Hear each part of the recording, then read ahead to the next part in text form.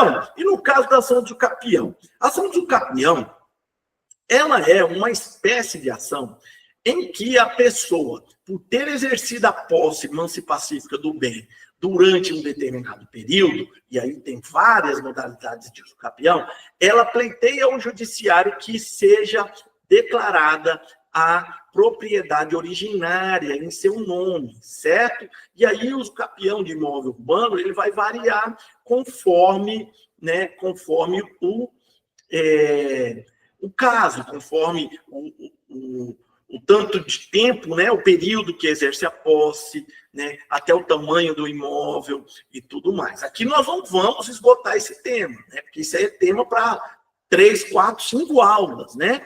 Mas eu quero dar uma noção para vocês, quando vocês verificarem uma ação de usucapião, o que vocês vão bater o olho rapidão, de forma muito célere mesmo, e já ver, não, esse aqui dá para mim entrar, mesmo tendo ação de usucapião. Esse aqui não dá para mim entrar, porque tem um fundamento, certo? Então, aqui, primeiramente, vamos ver esse julgado sobre os riscos que existem de serem deferidas liminares, né? Existem posicionamentos que dão essas liminares, essas ações de usucapião, outros posicionamentos não dão essa liminar no caso de usucapião, certo? Então, nós vamos verificar hoje aqui essa questão. Comprou não.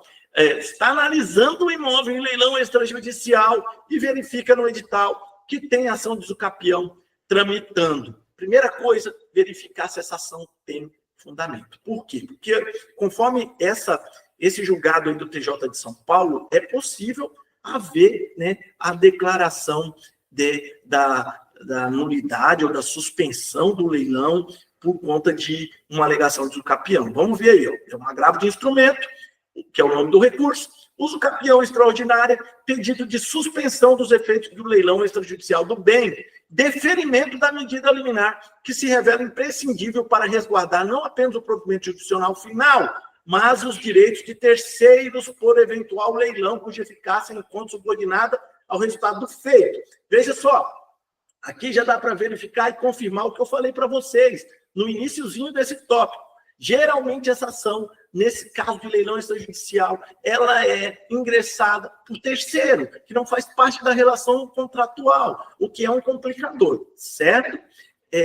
Aí aqui, nesse caso, eles estão suspendendo o leilão, porque o juiz verificou, né, que há uma plausibilidade no que está sendo alegado, né, mas ele poderia estar anulando o leilão depois que você arrematasse o imóvel, né? Então, o objetivo dessa aula é justamente dar segurança nessa análise. Verificou que tem ação de usucapião? Verificou que tem ação de usucapião? Você vai ver os seguintes requisitos. Não precisa aprofundar, que não é a intenção dessa aula. Nós não estamos aqui num curso de regularização fundiária. Nós estamos num curso de leilão, de imóvel. Eu quero que vocês aprendam a olhar e verificar se há ali plausibilidade ou não naquela ação proposta pelo devedor, certo? Então, você olhando a ação, você tem que verificar se há comprovação lá de que ele exerceu a posse ininterruptamente durante o prazo de 10 anos, de 15 anos, ou, conforme o caso, de 5 anos, certo? Então, assim, para facilitar, havendo o exercício da posse, e eu vou explicar o porquê mais à frente, por pelo menos a lei, por pelo menos, ininterrupto, viu? Ininterrupto, isso vai ter no processo. Havendo a comprovação de que ele exerceu a posse por pelo menos 5 anos, ininterruptos, não participe dessa oportunidade.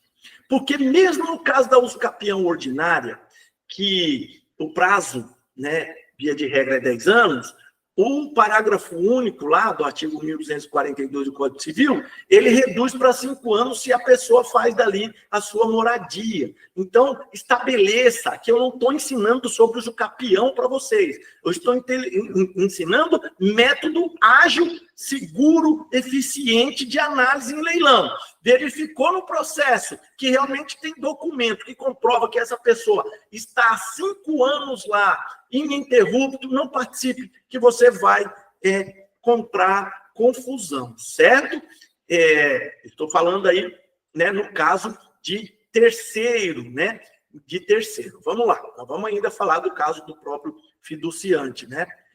Devedor fiduciante. Então, aqui, ó, existem posicionamentos, no caso, divididos nos tribunais. Só que eu sempre digo e repito, nós não estamos aqui para defender tese, para tomar partido. Nós estamos aqui para comprar, né, de forma juridicamente segura. Né? Obviamente que o nosso conhecimento ele nos ajudará no caso de precisar discutir a tese. Mas nós temos que fazer tudo para não precisar discutir tese. É importante que vocês saibam que há posicionamentos a favor da possibilidade de usucapião pelo próprio fiduciante, devedor, e há posicionamentos contrários. A única possibilidade aí, perdão, não é nem possibilidade a palavra, a única hipótese em que é unânime o entendimento de que o fiduciante e nem ninguém pode usucapir o imóvel alienado fiduciariamente é no caso daqueles imóveis vinculados ao sistema financeiro da habitação, né, que foi substituído pelo SFI, que é o sistema da Lei 9.514/97, que é o que a gente estuda. Né? No caso do SFI, via de regra, é possível usucapião por terceiros, e o entendimento majoritário é que o próprio fiduciante ele pode também requerer usucapião, né, desde que o banco deixou lá passar o tempo necessário de posse sem oposição, certo? Então, olha só, esse julgado é contra a possibilidade. Ele diz que o fiduciante, vamos lá em vermelho, ó, é um julgado de 2021 do TJ de Mato Grosso. Ele diz aqui, esse desembargador que foi acompanhado pelos demais membros ali daquele colegiado. A posse do fiduciante inadimplente é precária e não permite o reconhecimento da usucapião. A posse do fiduciante inadimplente é precária e não permite o reconhecimento da usucapião, certo? Então, esse é o entendimento daqueles que adotam nos tribunais que é impossível o próprio fiduciante pedir a usucapião, porque a posse é precária. Agora, a favor da possibilidade, existe também, esse aqui é do TJ da Amazônia, né? Aí ele diz aqui, ó, no item 2 ali em vermelho, observa-se da escritura pública juntada às folhas 32, que a apelada adquiriu o imóvel da Caixa Econômica Federal utilizando pelo sistema de financiamento imobiliário, com base na Lei 9.514/97, e não por meio do SFH, que é o Sistema de Financiamento Financeiro Habitacional, financiamento habitacional que é antigo, né? Então, ele está dizendo justamente isso. Se fosse do SFH, não caberia usucapião, no entendimento aqui do TJ da Amazônia, tá? Aí, vamos no 3 aqui, está em negrito, mas vamos no 3 aqui. Dessa forma, possuem razão os recorrentes ao defender que o imóvel em litígio não possui qualquer vínculo com o sistema financeiro de habitação, afastando a sua caracterização como bem público e, portanto, sendo possível usucapião. Então, ele está dando razão para quem pediu a usucapião. Item 4. Em relação à posse do imóvel, verifique-se a existência de diversos documentos juntados inicial, onde se vê que os apelantes fixaram residência no imóvel usucapiente desde 2001 até o ano de 2015, como, por exemplo, comprovante de pagamento e testemunha da posse dos apelados. Eles tinham comprado o imóvel. E aí, se tornaram inadimplentes, mas não foram cobrados nesse período aí.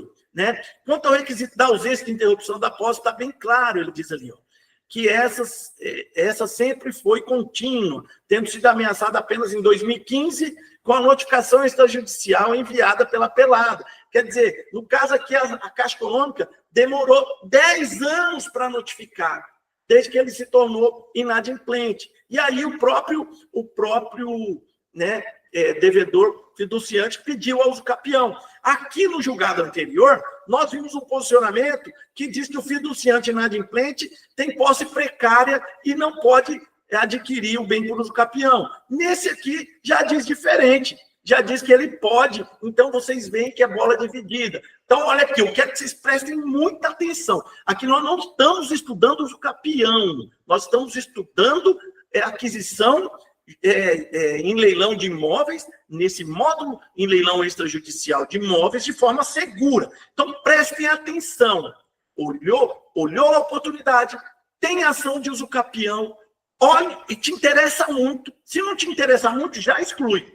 Te interessa muito, entra no processo, se tiver comprovação de que pelo menos 5 anos ele exerce a posse do imóvel ali de forma ininterrupta, sem oposição, quer dizer, sem nenhuma cobrança, sem nenhuma notificação, não arremate esse imóvel. Não arremate esse imóvel, porque você vai correr o risco seríssimo, né, de arrematar e ver outra pessoa ser declarado proprietário através da ação de usucapião, certo? Agora eu vou fazer um contraponto aqui. Eu quero que vocês fixem esse alerta que eu fiz para vocês, que é muito prudente. 5 anos, né? Eu poderia falar até 10 anos, 9 anos, não. 5 anos, porque eu não quero que vocês tenham risco nenhum, com relação a essa questão aí da usucapião, tá certo? Mas aqui eu quero fazer um contraponto sobre a possibilidade do devedor fiduciante adquirir a usucapião ordinária, que é essa que está ali no julgado do TJ do Amazonas, que é 10 anos de posse sem oposição. Por quê? Porque são 4 os requisitos do artigo 1242 que eu pus aí no slide para vocês. Olha aqui, ó, o artigo 1242 do Código Civil estabelece que para solicitar a usucapião ordinária, que é essa de 10 anos, e ela pode ser reduzida para 5, se for para sua moradia, o imóvel, ou você fizer investimentos nesse imóvel, né? Estabelece que para solicitar a usucapião ordinária, é necessário, primeiro aí, ter posse do imóvel por pelo menos 10 anos, que pode reduzir a 5, como eu disse, certo? Se for usado para sua moradia. 2, ter justo título, que é um documento que comprove a transmissão do bem. No caso, o alienante, o devedor fiduciante, ele tem o justo título. O justo título é o contrato que ele adquiriu ali, o imóvel, certo? Agora, 3, a usucapião ordinária exige o quê? Boa-fé, ou seja, acreditar ser o proprietário legítimo do imóvel. No caso do devedor fiduciante, não é possível, no meu entender, e aqui eu estou fazendo parênteses para defender um contraponto meu, eu já ensinei vocês como vocês vão fazer, mas um contraponto meu, ele não poderia jamais pedir a usucapião ordinária, porque ele não teria aí o requisito da boa-fé, porque ele sabe que ele não é o proprietário do imóvel, ele sabe que ele não é o proprietário. Porque ele financiou aquele imóvel com alienação fiduciária. Quando você financia com alienação fiduciária, você devolve a propriedade para o banco, uma propriedade que se torna uma propriedade resolúvel, que o imóvel só vai ser seu quando você pagar, certo? E aí o 4º requisito é o proprietário não pode se opor à posse. Então fica esse contraponto, mas fica o macete que eu ensinei para vocês. Tem lá comprovação na ação, 5 anos de posse, não participe. E mais, com relação ao usucapião, tem ação de usucapião tramitando, de antemão eu digo, eu já aconselho e indico que exclua essa oportunidade. Exclua a oportunidade. Mas se ela te interessar muito, no caso da ação de usucapião aqui, se ela te interessar muito, verifique a documentação do processo para saber se há prova de que a pessoa está ali há pelo menos 5 anos ininterruptos, certo? Mesmo com esse contraponto que eu fiz aqui, tá? Então, o que a lei diz? O que a lei diz? adquire também a propriedade, artigo 1242 do Código Civil, adquire também a propriedade do imóvel, aquele que contínua e incontestadamente, quer dizer, sem contestação de ninguém, com justo título e boa fé, que é o capião ordinário, que nós estamos falando, o possuir por 10 anos, certo? Boa fé diz o seguinte, você acreditar que você é dono do imóvel. Você não deve nada para ninguém. Você é dono do imóvel. Parágrafo único. Será de 5 anos que eu disse, por isso que eu faço esse alerta, que se tiver comprovação de posse de 5 anos, não entre definitivamente. Porque o parágrafo único diz assim, será de 5 anos o prazo previsto nesse artigo, se o imóvel houver sido adquirido onerosamente, com base no registro constante do registro cartório, cancelada posteriormente, desde que os possuidores nele tiverem estabelecida sua moradia e realizado investimentos de interesse social e econômico. Para evitar discussão. Repito, a aula aqui não é de usucapião, a aula aqui é de análise de leilão extrajudicial. Então, não precisa a gente mergulhar no Instituto da Usucapião. O que precisa é vocês saberem que há um risco muito grande se o possuidor tiver pelo menos 5 anos de posse. Vai dar uma discussão enorme, tá? E há ainda um outro tipo de usucapião que você tem que tomar muito cuidado, por isso que esse meu alerta dos 5 anos já supre isso aqui, né, que é os capião mesmo com má fé. Aquela pessoa que está lá no imóvel sabendo que não é dela e querendo levar vantagem. É possível adquirir propriedade assim, chama-se usucapião extraordinária. E nesse caso aí, né, da usucapião com má fé, o possuidor que possui durante 15 anos de forma ininterrupta e sem oposição, ele não precisa comprovar justo título, ele não precisa comprovar boa fé, ele pode estar de má fé mesmo, que a prescrição aquisitiva vai se consolidar na pessoa dele, de forma que ele será o proprietário do imóvel. E esse prazo pode ser reduzido para 10 anos, né, se ele morar no imóvel ou realizar obras, né, ali produtivas naquele imóvel, certo? Então, o alerta que eu faço para você ter 110% de segurança é quando você insistir ainda, né, em adquirir um imóvel em leilão extrajudicial que tem ação de usucapião pendente, né, além de julgamento, né, o que é um risco muito grande, né? Vocês vejam que das ações aqui que nós tratamos, aqui eu estou dando mais ênfase para o risco, é o usucapião, né? Mas se esse imóvel te interessar muito, for um negócio assim muito bom, você vai olhar, né, o processo, né? Você vai olhar o processo, e se tiver lá mais de 5 anos de posse comprovada, não entra, viu? Não entra.